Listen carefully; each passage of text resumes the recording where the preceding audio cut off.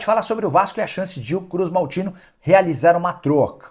Rodrigo Villagra, volante de 22 anos de idade que pertence ao Tajeres e interessa ao Cruz Maltino. Diante da dificuldade em encontrar um volante, o Vasco se estabeleceu ou focou suas energias nesse atleta. Já foi aprovado inclusive pelo Ramon Dias. Só para lembrar, o Sforza acabou não havendo acordo, o Coelar também não foi contratado. Então o novo alvo é esse menino, que também é pretendido pelo Monterrey e pelo River Plate. Para tentar vencer essa concorrência, o Vasco pode utilizar Luca Orellano, atacante argentino que tem feito bom campeonato carioca. Ele já decidiu, não quer mais ficar no Brasil. Foi por isso que ele não viajou com o restante do time para a pré-temporada no Uruguai. E enquanto não é negociado, vai jogando bem no campeonato carioca. O Vasco tentou convencê-lo a ficar, não rolou. E o Orellano está sendo oferecido ao Tajeres numa compensação para que o Rodrigo Villagra possa ser contratado. Qualquer novidade sobre o tema eu volto para contar para vocês. Combinado? Lucas Pedrosa, meu amigo. Olha o sorriso dele. Sabe qual é o nome desse casaco aqui? Ar-condicionado de hotel em São Paulo. Olha! Ai, meu amigo, seja bem-vindo. Você estava ouvindo o nosso papo aí que eu vi, né? Boa tarde, ô Pedrosa. Eu queria saber se você tem resposta para essas perguntas, se não estarão nem nos relacionados. O Vasco já mostrou os relacionados? Posso dar uma conferida aqui agora. Ainda não, né?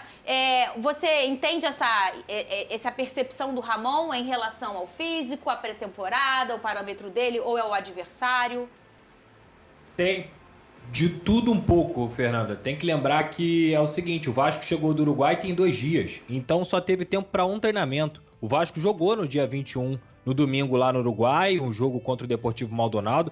E esses jogadores, por exemplo, o Payet jogou 90 minutos lá no Uruguai. Então é um atleta que a comissão técnica pretende preservar. E aí o pessoal pode pensar assim, Pedrosa, mas a temporada acabou de começar. A temporada acabou de começar, mas a pré-temporada lá no Uruguai, ela foi de uma exigência física muito grande. Para colocar esses caras na linha, para colocar esses caras fisicamente perfeitos, no ritmo. Então o Vasco da Gama já teve um desgaste. E a gente tem que lembrar que existem jogadores com mais de 34, mais de 35 anos, que são os casos de Medel. Medel também não joga hoje como titular, o próprio Payet também não deve jogar como titular. Então há uma preservação aí, não porque a temporada começou, mas porque a temporada é longa. E a informação que eu tenho é que no próximo jogo, antes da partida contra o Flamengo, esses jogadores devem atuar como titulares e aí contra o Flamengo o Vasco vai com a força máxima. Você sabe, além do Payet, quais são as outras peças que podem ser poupadas, ô Pedrosa? Vai ser o Lucas Piton, vai ser poupado, porque o Leandrinho agradou muito a comissão técnica, então é um jogador que vai receber oportunidade nesse time titular. Há a dúvida ainda do Verratti se ele vai ser titular ou não, mas vale lembrar que o Vasco hoje não tem um centroavante reserva de ofício, então é muito provável que ele jogue. Entre outros jogadores também devem ser poupados. Por exemplo, o De Luca foi um cara que agradou a comissão técnica, então ele vai para essa partida, não sei se titular ou reserva, mas é um cara que vai ser utilizado. E por exemplo, são jogadores que, como eu disse, têm uma idade mais avançada. Medel, Verratti, o próprio Payet, são jogadores que já vêm também de uma batida muito longa na temporada passada, como é o caso do Lucas Piton. O Lucas Piton jogou praticamente todas as partidas do Vasco ano passado, então é um atleta que vai ser preservado. É uma mescla, vai ocorrer uma mescla hoje, porque a comissão técnica entende que com essa mescla o Vasco tem condições de vencer essa partida lá em São Januário e depois nos próximos 2 jogos já imprimir essa força máxima para se preparar para o grande duelo da temporada até aqui, que é o jogo contra o Flamengo. Pode falar, Didi. Só complementando que o grande careca da colina, beijão, o Pedrozinha, acabou de falar agora, o Leandrinho acabou de renovar o contrato até janeiro de 2027, agradou muito nesses 2 jogos do Expressinho, e deve ter a ver também, né, Pedrosa, porque houve venda de mando de campo do jogo em Brasília, então para botar o time principal, para atender o torcedor off-Rio, então acho que tem um pouco a ver com isso também. Diguinho, isso é um ótimo ponto nessa reflexão do entendimento, não só no macro ciclo que a gente chama, o ciclo inteiro, né? Porque, como o Pedrosa falou, o calendário é muito grande. Eu, quando era professora, falava assim para os meus alunos, o descansar também é treinar. o descanso é algo muito importante dentro de você que quer hipertrofiar, de uma questão pessoal ou de um atleta de alta performance, principalmente, ainda mais nesse calendário, Vene. E aí, não só pensando, e o Pedrosa trouxe pensando também nesse calendário, mas nessas questões financeiras que virou o Campeonato Carioca, e tá tudo bem, eu não sou contra isso não sei se vocês são, eu não acho isso ruim, o público off-Rio é um público também muito importante. Não à toa que o próprio Flamengo botou o time titular, o time principal, na primeira rodada. Foi por conta disso, para agradar um público justamente off-Rio, porque eles iam viajar, então aproveitaram essa oportunidade. Se essa estratégia for feita de fato, também não sou contra não, pelo contrário, sou a favor.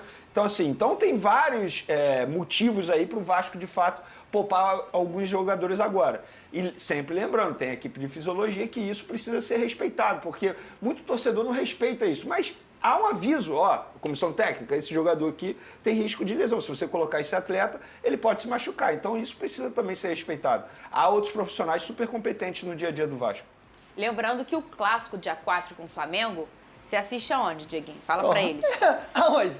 É no SBT, meu parceiro. Isso aí, na tela do SBT. E olha, o Payet vem se destacando na pré-temporada, mas ainda deve começar na reserva hoje. Essa foi uma informação que o Pedrosa trouxe aqui ontem no drone dele pra gente. E bem assim, ele recebeu a informação e ele já passou pra todo mundo, porque ele não é jornaleiro, não guarda notícia. Ô, Dieguinho, a gente já debateu essa questão de poupar ou não, já tentamos entender qual é o olhar do Ramon e de sua equipe, mas o Payet é um jogador que voltou de uma forma muito diferente da última temporada. Eu não digo na técnica, que ele é muito bom, fisicamente, né? Não, com certeza.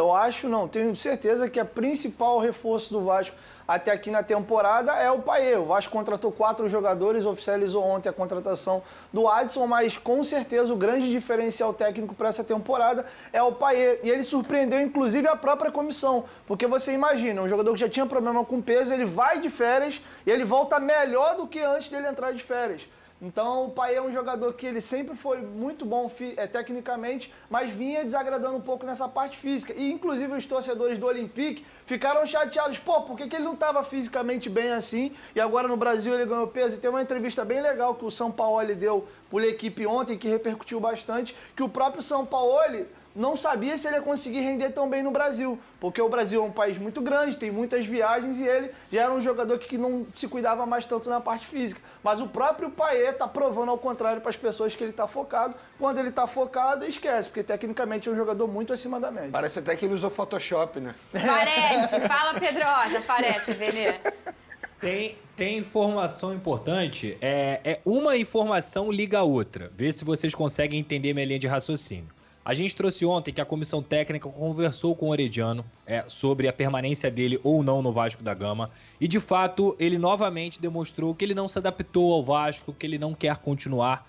Então o Orediano, por mais que ele possa ser utilizado nesse campeonato carioca, até porque o Vasco não vai fazer o movimento de afastá-lo, senão você desvaloriza ainda mais o ativo, o Orediano não faz mais parte dos planos do Vasco, porque ele não quer ficar no Vasco da Gama. E aí a gente vai para outro momento, que é o quê? A torcida do Vasco tá louca por reforços. A torcida do Vasco tá carente, ela quer reforço e o time realmente precisa de reforço.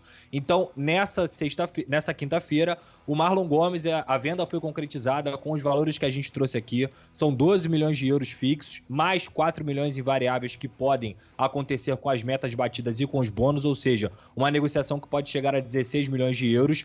E o Vasco da Gama, dessa grana, desse poder de barganha, depois de uma venda do Gabriel Peck de 50 milhões e agora uma venda de quase 90 milhões do Marlon, a tendência é que o Vasco volte a carga pelo Juan Sforza, que é o volante, justamente porque hoje você vai ter a possibilidade de fazer um investimento nesse sentido, e a outra posição, com essa saída do Orediano, que o Vasco vai voltar a focar no mercado, é um ponta. O Vasco vai buscar um ponta-direita, mesmo tendo trazido o Adson, vai buscar um ponta-direita. Essa posição de primeiro volante também vai ser buscada, além do Sforza, pelo menos o Vasco vai tentar ir ao mercado, e também a posição de centroavante para ser o reserva do Verratti ou até mesmo uma sombra, um cara para brigar ali com ele, que eu acho que é algo necessário porque um jogador de 35 anos não vai aguentar 50, 60 jogos na temporada. É muito bom jogador, mas a diretoria, a comissão técnica também detectou essa carência aí desse elenco. Então o que eu posso dizer para vocês é isso. A venda do Marlon, ela vai digamos assim, engatilhar algumas situações que já estavam caminhadas, como essa do Sforza, e o Vasco também vai ter mais poderio financeiro, vai ter mais condições hoje de ir ao mercado. É sempre importante a gente lembrar que dinheiro de venda não entra como verba de transferências, entra como receita. Mas quando você vende 140 milhões de reais em 2 jogadores, o Alexandre Matos, junto com a comissão técnica, tem a possibilidade de conversar com a 777 e cada vez mais tentar mais investimentos, até porque a comissão técnica cobra muito reforços e quer reforços para que o Vasco comece bem essa temporada. Quando o nosso careca de HD que ele traz uma informação dessa, o que a gente fala pro torcedor vascaíno? Não crie expectativa esportiva em torno do Orediano. Provavelmente não fica. Porém, torça para que ele vá muito bem no Carioca, que é uma grande vitrine. E aí algum time se interessa pelo futebol dele, que é bom. E aí compensa o investimento que foi o maior do ano passado em relação ao Vasco da Gama. E quem sabe até abre uma brecha para mais contratações aí. A janela vai até quanto abril, ainda tem abril. 17 de março. Então, depois abre quando? Depois só no meio do ano. Só no meio do ano. Mas a grana fica lá, né? Na conta para tentar olhar o mercado.